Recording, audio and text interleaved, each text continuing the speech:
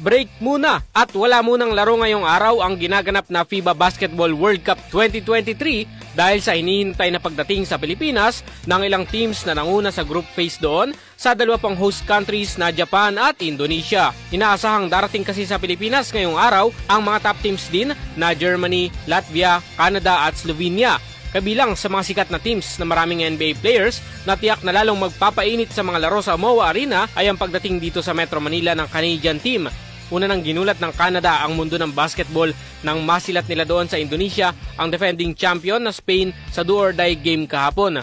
Bukas naman, all set na rin ang quarterfinals at inasahang babawi ang USA team na na-upset din ng Lithuania. Makakalaban bukas ng All-NBA players ng Amerika ang Italy. Tampok din bukas sa schedule ng mga laro ang powerhouse teams na Slovenia at Canada. Kasama rin kasi sa Slovenia ang NBA superstar mula sa Dallas Mavericks na si Luka Doncic.